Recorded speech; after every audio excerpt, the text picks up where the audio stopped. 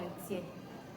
1er Corinthiens chapitre 14, du 1er verset au 40e.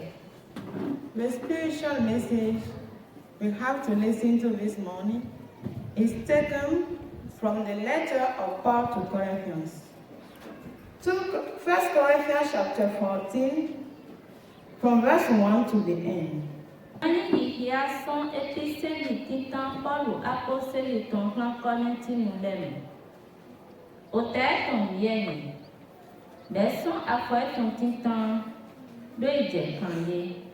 Jésus, on est content ton main. In Jesus' name, our Savior. Autant grand ou non pour. Most High Father, Mais on peut ébouiller défier. we open this message and read it. Nous prenons mes David ou étant. The instruction of your disciple Donc big boss in Hogo. concerning spiritual things. Ni ye misi défier. May this one help us to understand. Minimum nous j'ai go défier. Help us to understand. Minimum y défier. Let us receive it. Minimum de nos enfants défier. Let us know how to use it. To Jésus Seigneur comme. In Jesus' name.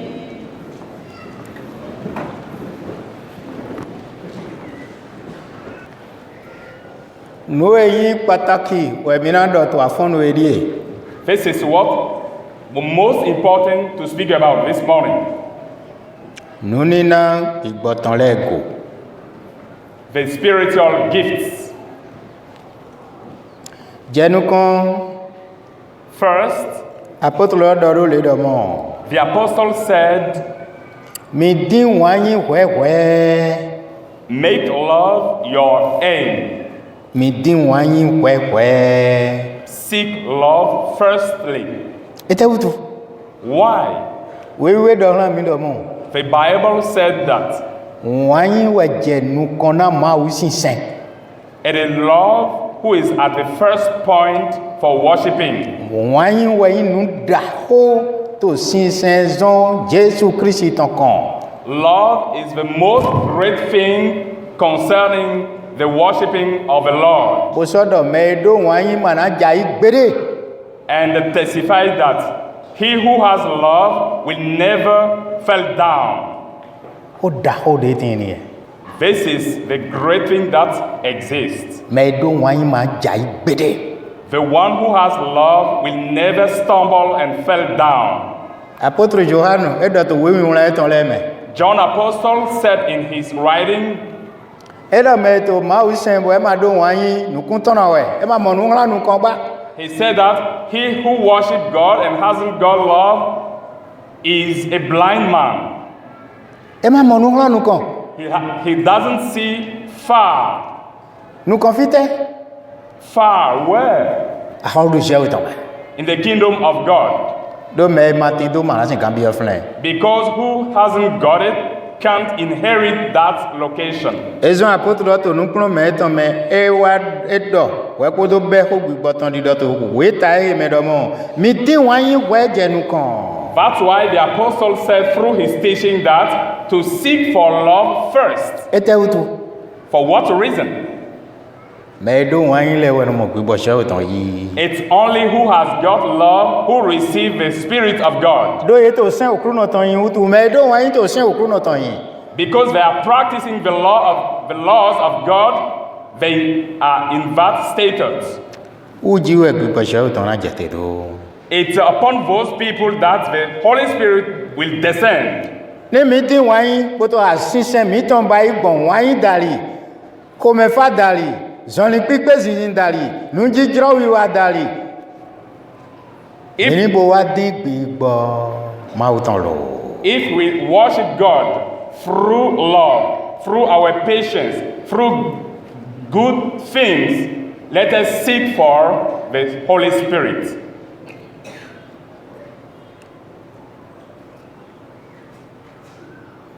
Mi din nu ni na gbigbo ton le ga. Earnestly desire the spiritual things. Mi din wanyi je nu kon. Seek love first. E ba nu titan. This is the most important thing first. Do sen titan ni e wutu. Because of this one is his first law. Mimbo tin nuni na gbigbotan lega. Now desire the spiritual gifts, Pataki doda yi. especially that you may prophesy.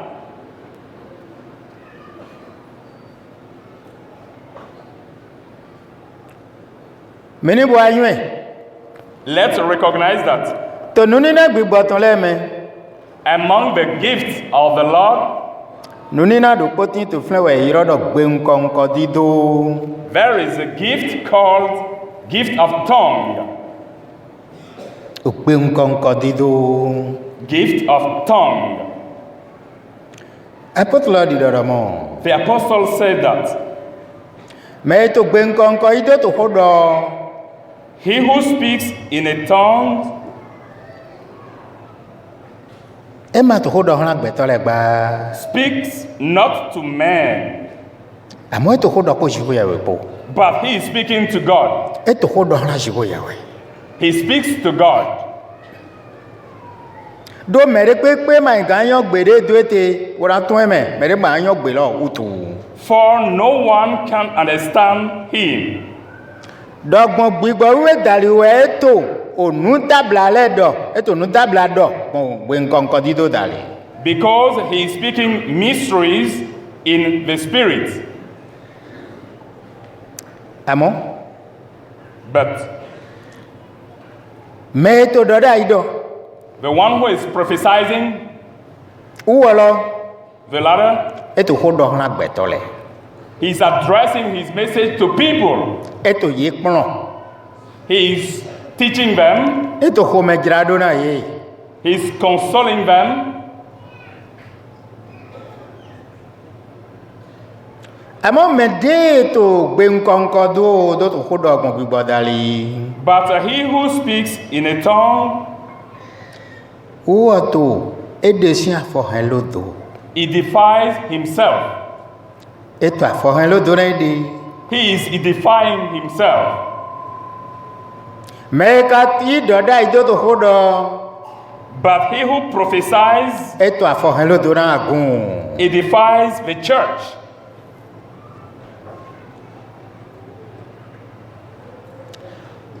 Afo atonto ekron mi lo le do mo. Verse 5 said, Onjro da mi ni yigbe nkan do do ho. now I want you all to speak in tongues. Me pori to gbe nkan. May everybody speak in tongues. Humo mi me pori do do da yi. But even more to prophesy.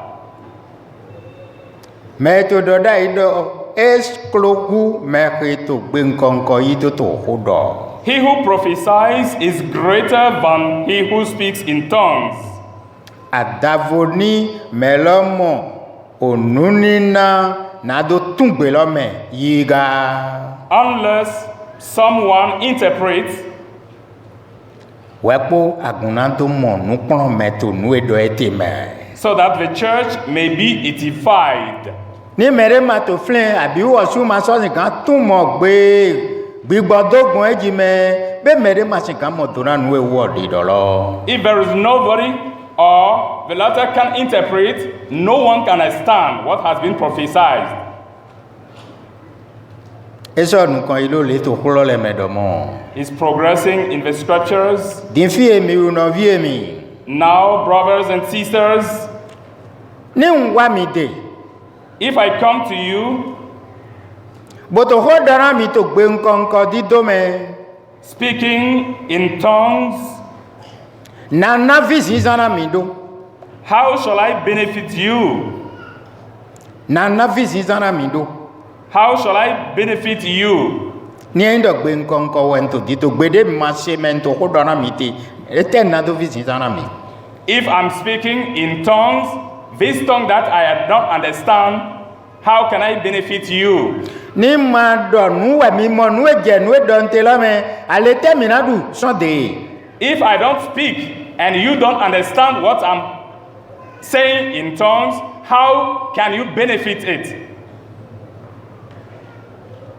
Ni ka yin do unto ho de me minamo nukun jedoro.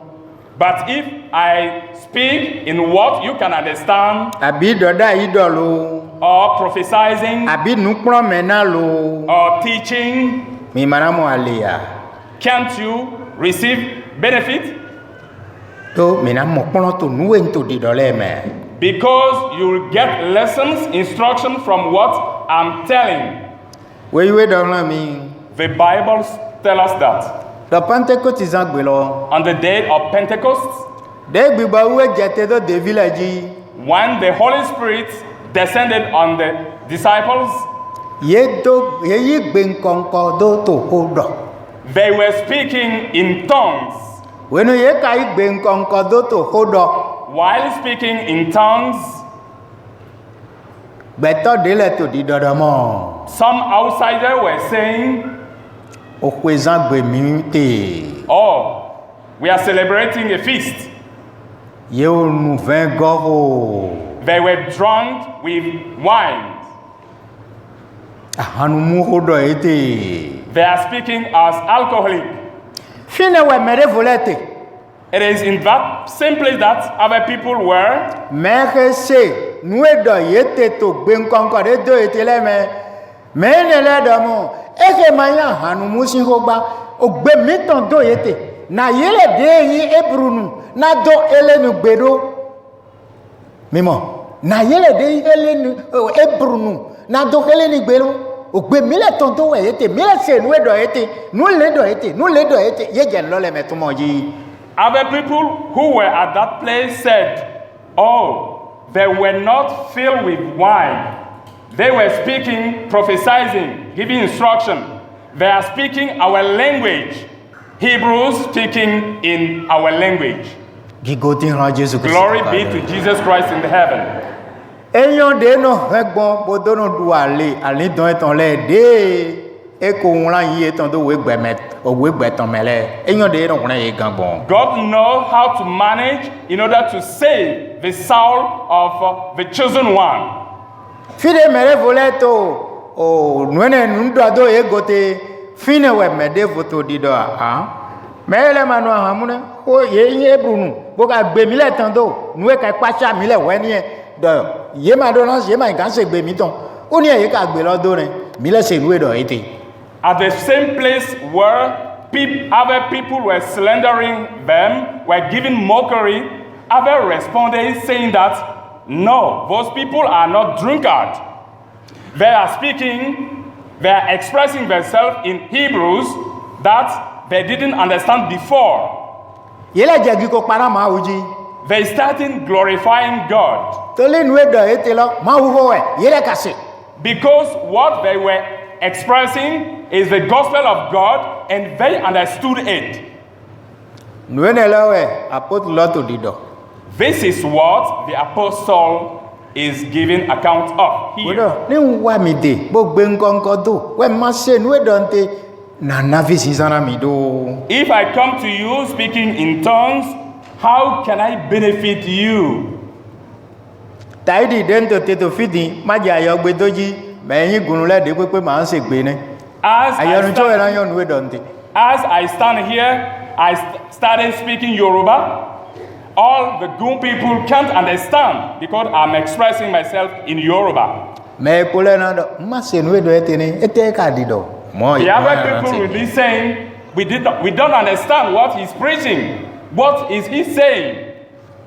Ene la we zonbo e do to nu pro menado doda yi to gbe nkonko me po ogbe yese to filo ko me e do di do hia ale to yemi awele me. That's why he's giving here instruction, teaching over the different two of prophecies. Speak in tongue and prophesy.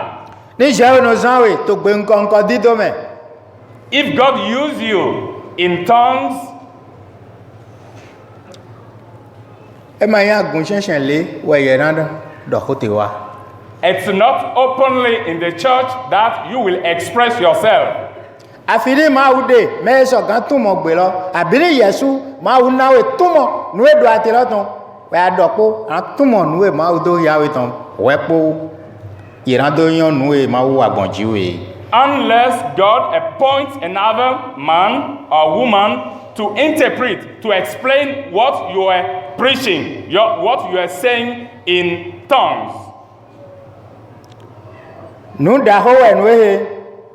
This one is the most important thing. But he who believes in Jesus Christ and walking through love and was walking and making please God, it is the latter that God gave the Holy Spirit to. Once baptized with the Holy Spirit,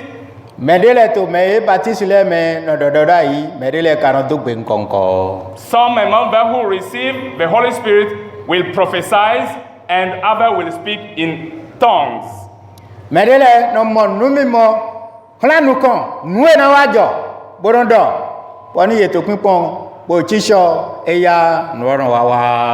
Some other become seers and they give visions. After giving the vision, when you look up them in the future, it will be accomplished. That's why the apostle said, allow you to all talk in tongues because it is the gift, spiritual gift.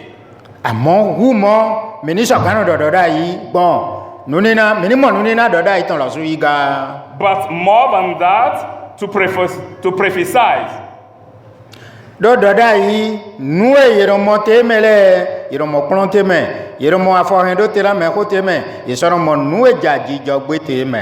Because through prophecies, this will bring about revelation, knowledge, prophecy, and teaching.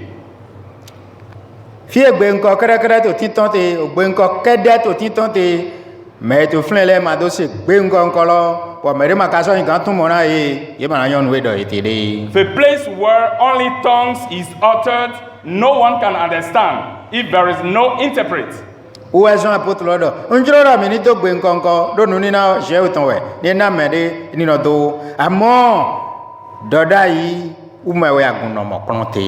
That's why the apostle said, allow you all to speak in tongues, but more than that, to prophesy, because it is also the gift, a spiritual gift coming from God. And he was giving example.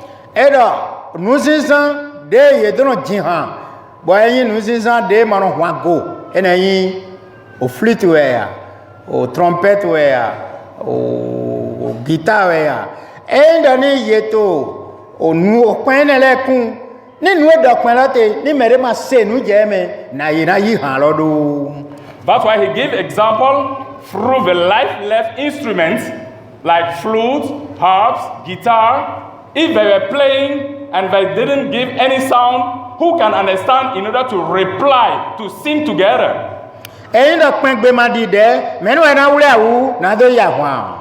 If the sound of the bugle doesn't come out, who can reply and go to the battle? Donc nunina dewu ayilo mele poma wenomo alete mewa doda ikabai nunina de nieto titon to fide betole segbe nuedo melote ton lete enonanu kon ye. So to speak in tongues is also a spiritual gift, but once uttered, if those one who are there don't understand and have interpret and receive explanation, it gives progress in that location. Abi de ton wa yeso ni eto kodo mere mo nkun je nu edo eteme kan che o de do close am ti ni o de wo ton ka do problem e to kodo le an to do e amo ma yan nu edo eti gan. Even if someone is deaf and dumb or he is difficult to speak, by listening to him, if you don't pay attention, you can understand him. At that moment, you will be someone speaking in the air. Mais nous n'en avons pas sous. But this one also is a spiritual gift.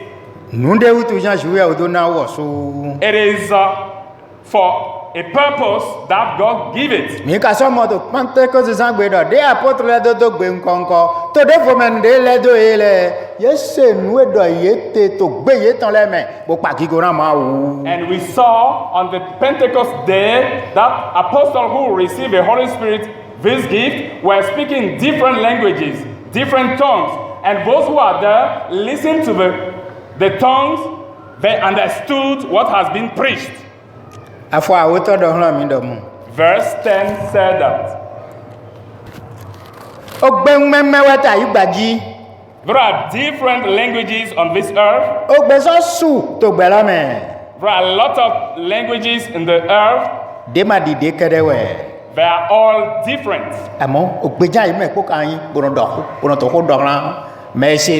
But all of them are languages addressing to those people who understand those tongues and languages.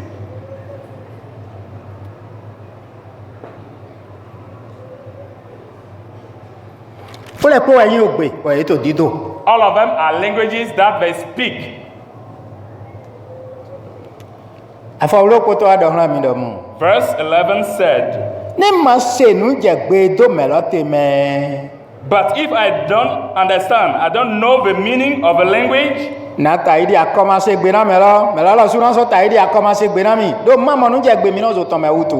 shall be a foreigner to the speaker, and the speaker should also be foreigner to me, because we don't understand each other.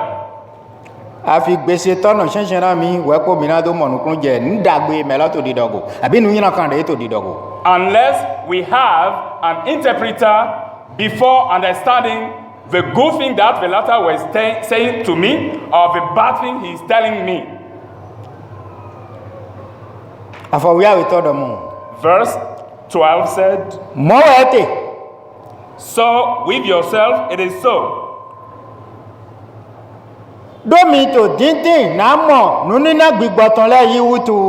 Since you are eager for manifestation of a spirit,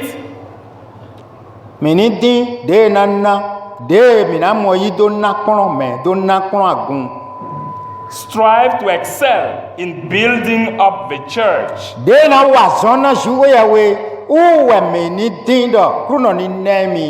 Let's seek for the one who should work for God. This is the latter that we should seek for.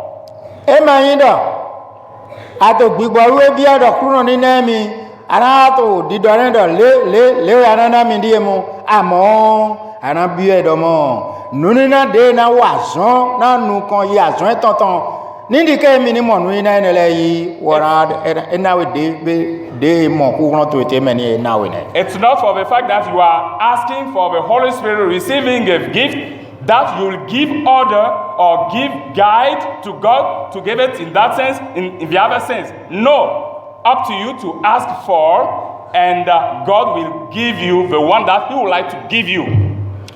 The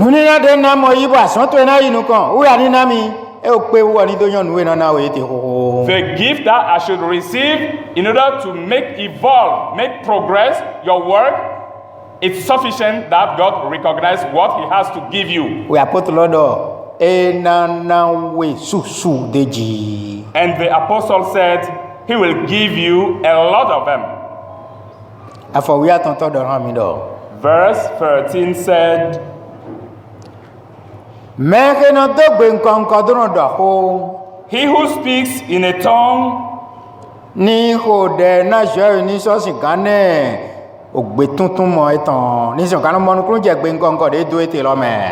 should pray for the power to interpret what he's speaking in tongues. Verse 14 said, if I pray in a tongue, it's my spirit who is praying.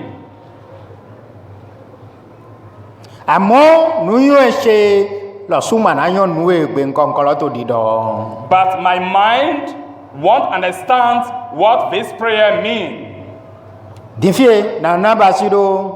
Now, what am I going to do? Na hode bon gbibodali. I will pray with the spirit, Na so hode bon nuyu en shedali. and I will also pray with my mind. Na yi gbenkonko do jihan. Bokana so yi gbe yese rasu do jihan. I will speak with the spirit, I will sing with the spirit, and will sing with my mind. Bodo yi se mero kuro ko tan ko je o sin kan nu ele po patapata. With the faith of each other, God can provide everybody all those things. Afo foton kun lo poto do mo. Verse 16 continue. Ni ma yin mo wa. Otherwise, Ni to gigo para ma wu to gbigba me. if you bless with the spirit, Meheti takbasamele na ye na do ami bon. those one who are in position of outsiders, how can they respond saying amen? Do ma yon we dende na we na do ami bon. Because they don't understand what I'm expressing. How can they respond amen? Gigo da honi ye ka gbon gbigbo dalibo to pipara ma wu ne. But through a great glory, you are glorifying God. Do ma yon we do ate to gbigbo me. Because he doesn't know what you are saying spiritually. Ben kon koloni Jesu Christ do to satinji ne. This is this kind of tongue that Jesus spoke about on the cross. Wa mi no hiya to we me ne. And we read it in the Bible, Do la man sabatani ne. saying, Laman Satabani. E ma yin do tun mo eton we ye so mo har ko do oto ete o to ajomi do do ete me na yon we no yo do la man sabatani.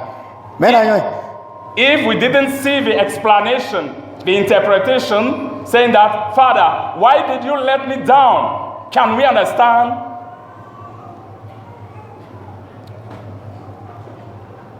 Mauyon nunina de dole bo so yon nu awutu edo ye do mo. God knows correctly all the gift that he has and know for the purpose he set them at this side. De pepe mai nu bo yan None of them is not bad. amoni nunina gbe nkan ton kere we amoyi anado ran otodo ma so gan no tun mo nu he. But if you receive only the gift of tongues, ask the Father to give you the interpretation. Ya gbogbo nkan ko dalibo do gigo para ma wu. If through speaking different tongues by glorifying God, Afofoton kun awe to eton do mo nugbo we gigo da ho para ma wu ati nugbo lo. verse 17 said that it is true, you are glorifying greatly your God, Amo me die ma mo kono de te mene. but the other man is not edified. Ko wi awe to do mo. Verse 18, Unto gigo para ma wu I thank to gbe God nkan ko me. that I speak in tongues. No pa gigo na ma wu to gbe nkan ko me hu gam me bi apotolo we to modo ni e. I glorify God in tongues more than all of you. No. Do gbe nkan ko do pa gigo na ma wu gan mi me ko ene ira mo nu ni na yu gam me ko. I speak in tongues more than all of you. It means clearly that I receive that gift that is more than you. Amoto agun sesen le. But in the midst of a church, In do gbe nkan ko do do ho. No yin wana do ma mo tun mo eton ete yin ko go aton tata we. Ma do na gbe tani se nu je me to nu e gbe nkan ko to didogbon ji me. if I speak in tongues in the midst of church, I would like to have explanation of 5 words to explain it. Hu garo ma do gbe nkan ko po ho go faton do nu faton po ba mere pe we ma ka se nde do nte de pepe. More than speaking in tongues with 1,000 words in a tongue. We afoko to wa do ran mi do mu. And verse 20 said, Mi nɔvie mi. Brothers and sisters, Mi ni manyi yɔkpɔvu to wɛdi dame blo. do not be children in your thinking.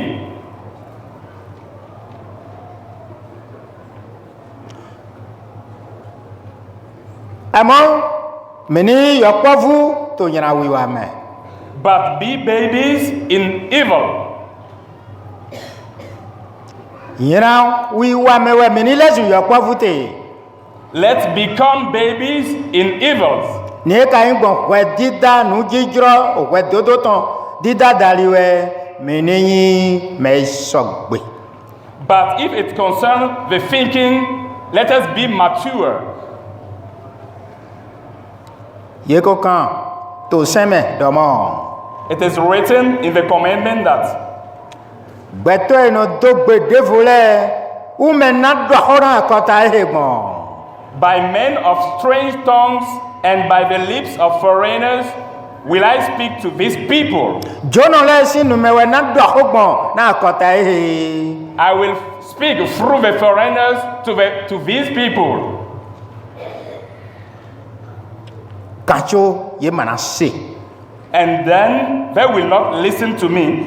Na do xɔna ye gbɔn jɔnɔ nume gatso ye mana se. I will speak through the lips of the foreigners. Nevertheless, they won't understand me. They won't listen to me. Jesu ni gba hɔn ɛnɛ wɔra mi. May Jesus forbid. Egbɔn jɔnɔ nume o egbɔn xɔtɔ nume o na mi ni yin mɛ nɔ se. Amen. Be it Jesus saying, come. speak through a foreigner or the owner of land, let us understand in the name of Jesus Christ. Afɔkɔ enu kó àwọn ɛtɔ ɛtɔ wa dɔ hɔn mi dɔ mo. Verse 22 said, O gbe nkɔnkɔ basi hiya de. tongues are different signs, E ma yin hã mɛ yi se lɛ gba. not for believers, Àmọ́ hã ma yi se nɔ lɛ. but for unbelievers. Mi ni bo nɔ tètè filɛ. Let's stop there. Gbegbede gbigbɔ jate da potolɛ dzi wɛ eto gbe nkɔnkɔ do. Ŋdɔmɛ de yi to etɔmɛ lɛ dɔmɔ lɔ. Aha enu mu wa hàn nu wulu dɔ. Mɛ lɛ wɛ wa dɔ dɔmɔ lɔ. Yema ya hàn mu lɛ nɔ. O nu ne emi lɛ se ho do yi dɔ eti. O eburu wa ye ye ka to gbe emi tɔn to ho dɔ n'emi. Ŋdɔ jono lɛ wɛ. Apôtre dɔmɔ. O gbe nkɔnkɔ hiya de wɛ yi. Àmọ́ ema yi hã yi se nɔ lɛ gba. Hã ma yi se nɔ lɛ wɛ yi. O hiya de hã. The apostle said, it is a sign. Speaking in tongue is a sign for people, for foreigners. As we see the example, when the apostle received the Holy Spirit, they were speaking in tongues. The natives, the countrymen didn't understand, but it's only the foreigners who revealed that they were speaking, they were praising God. Àmọ́ dọ̀dá yìí wọ̀ lọ. But the prophecy, Wọ́n yín hiya de. this one is also a sign, E ma yín hã ma yi se nɔ lɛ tɔn. not for unbelievers, Àmọ́ hã mɛ ko yi se lɛ tɔn wɛ nɛ wɔ. but directed to those who receive the Lord, Do yi nɔ mɔ nukunu jɛ ego. because they understand it, Do yi se nu edɔ ete na ye wutu. because they hear what has been said through it. Afɔkonu kó àtọ̀ntọ̀ dọ̀ mọ́. Verse 23 said, To kulikuli agunde tɔn mɛ. in the whole church,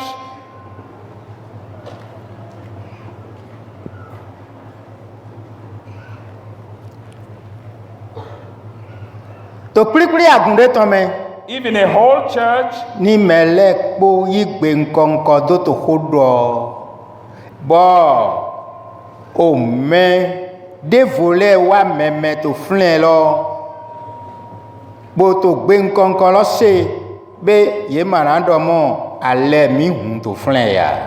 if all speak in tongues and there are outsiders or unbelievers enter that place, will not they say that you are mad?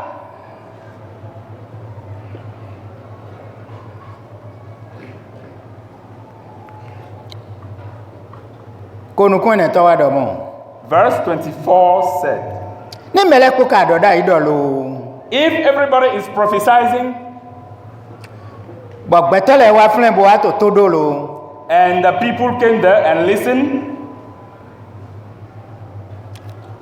When re se nu e do da ilote. Bo nlo ye ganji yeran do mo. Jiwo ya wetin to me ele shen. after listening and understanding the prophecy, those people will say that they are edified and the Lord exists with them. Do melo ko na mon ku je nu e do yetene go. Bo na ye chere. Because all of them, each of them will understand what has been prophesied and they will be firm on that way. Nu e to ayime. Bo hula do ayime na mere do da ino de ton bim. The prophecy reveals the secret that is hidden in one's heart. Wenenu mero ko jeklo ena jeklo kodo nu e mo iko ko kunu eton dide na ma uko ko weso ke bibia ma uko haruko. And so, by falling on one's face, he will worship God and declare that God is really among you. Boradomo And he will say, ma upe mi to pliten mi ton egbe. God has met us during our assembly today. 26 domo. Verse 26 said, Na binamba idolo no vie mi. what then, brothers and sisters, Ne mi pli when you come together,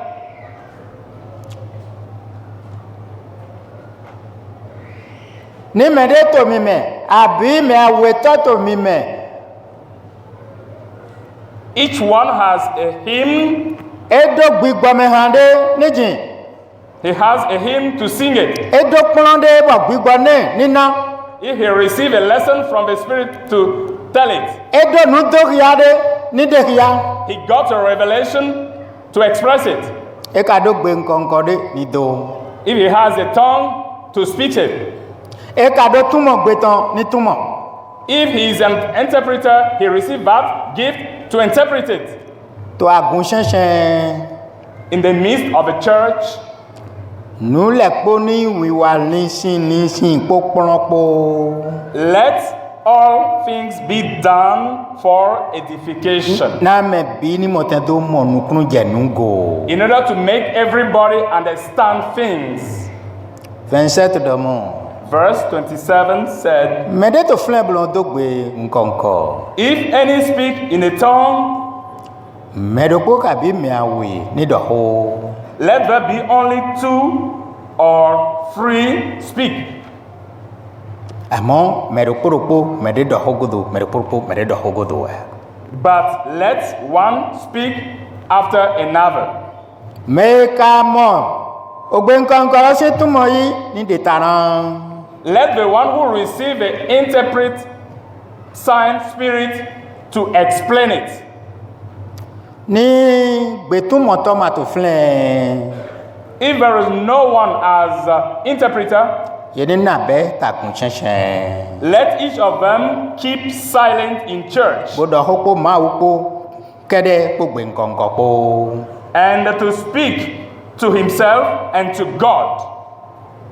De nuni na ne wo si ko apostolo toro ni e. This is the way by which the apostle set up, make in order this kind of gift. Then- That is the tongue. 29 lo edomo. Verse 29 said, Nu e kan do da ino le die. here are what concern the prophets. Na me awe ka bi me atan ni do ho. Unless 2 or 3 to give prophecy, Na do da ino de ko le ni bo to kwe daran, ni bo to kwe daran. Nu e me lo le to dido. Ni e son je o de pe ma son je o de po. and let the other prophets give the opinion and judging if this prophecy comes from God or not.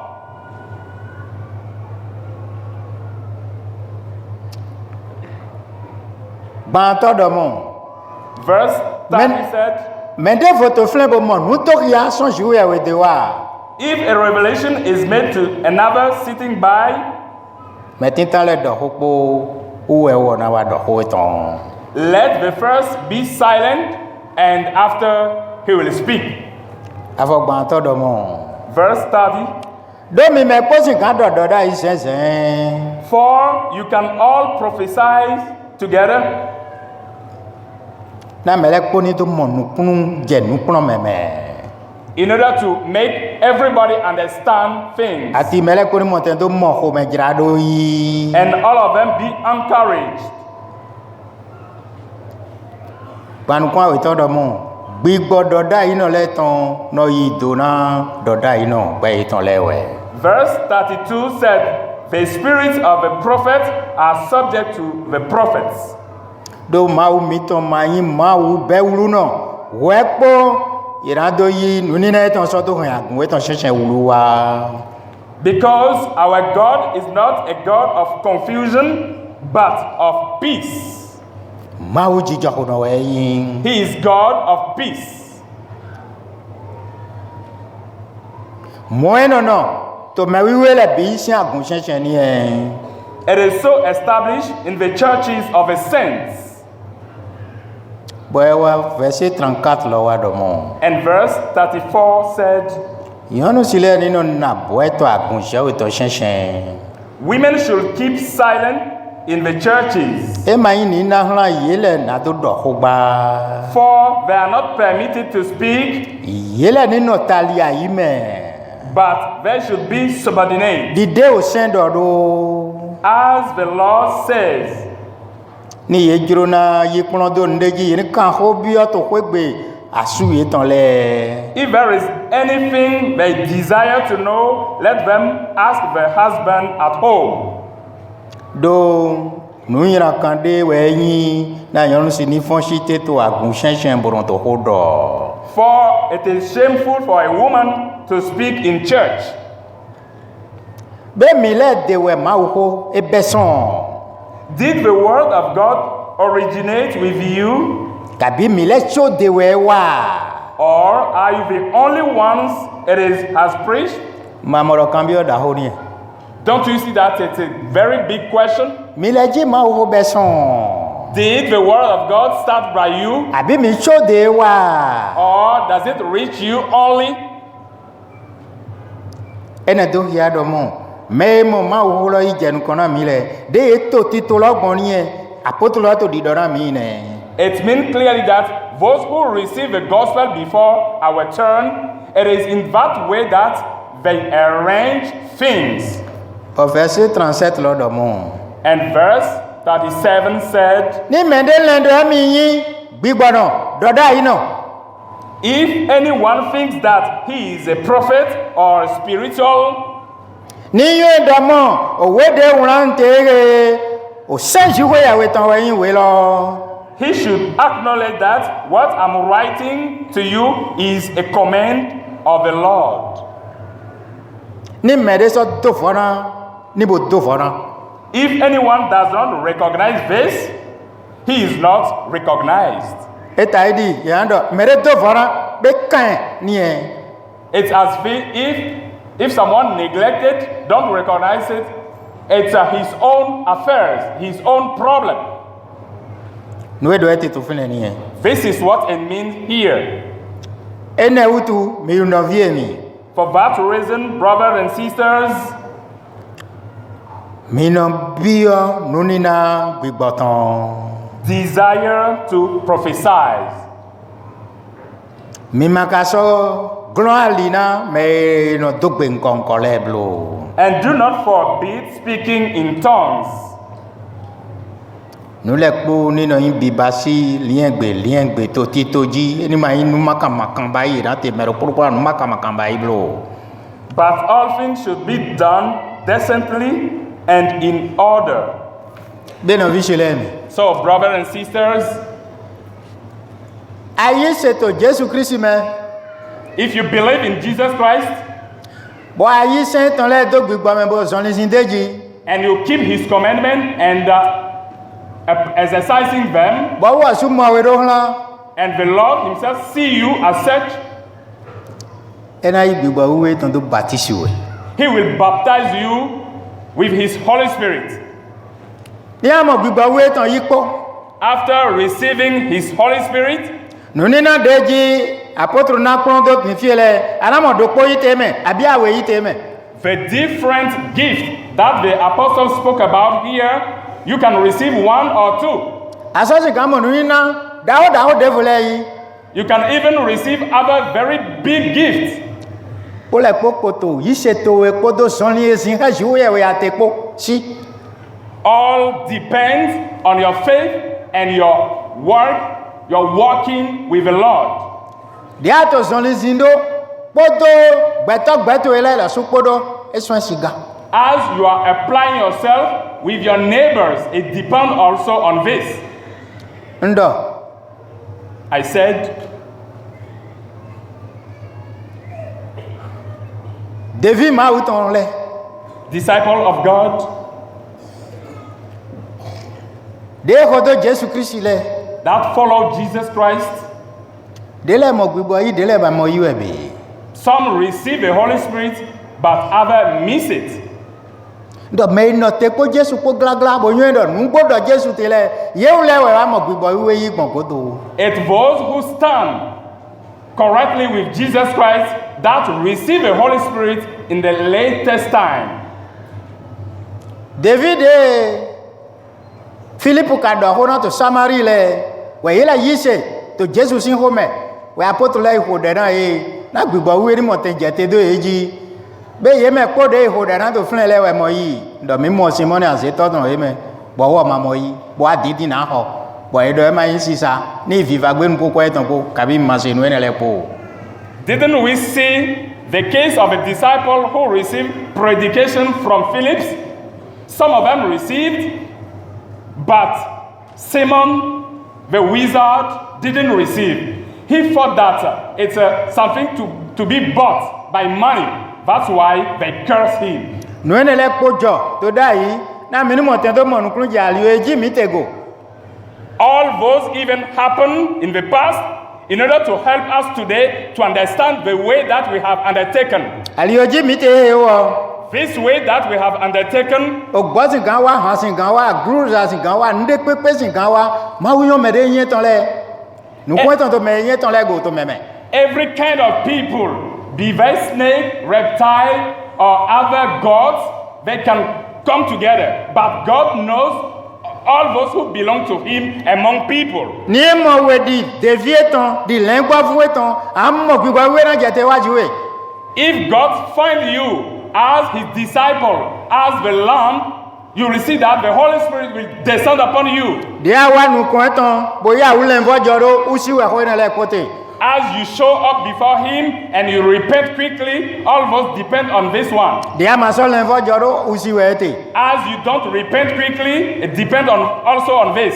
Utu we awa kru no de For that reason, if you show up before the Lord, boya itu ele ko jore. give all your heart to Him. Wa itu ele ko tene. Open your heart to Him. Zinsan ni po wa yin po. Walk through love. De wa gberan si asan wi wa son gbesan to me.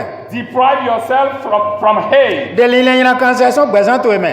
Get out from your life different bad events. L'invojo son nu yin kan de aran to sin le me. Repent from your bad things that you used to do. Boto de ho na gbigbo wiwe ni wa gbesan to me. And be praying, calling upon the Holy Spirit, and it may descend upon you. Oto to yin ko Jesu ton me pagbe ado wa Jesu Christ na baptiste mi gbon gbigbo wiwe dali yen njro na moyi gbigbo wiwe to ni jete bi gbesan se me. O dede anano ho ni e. The prayer that you should address is that, Father, according to your promise that the Holy Spirit that should descend upon us, be addressing this kind of prayer, you will see the descent of the Holy Spirit upon your life. Amo gbigbo wiwe ipo ara bi edo to pera we. Do abasi mo gbigbo to yi ekpo nuni na to we. Nuni na de na vizana ani do gonami. After receiving the Holy Spirit, you will continue asking for other gifts.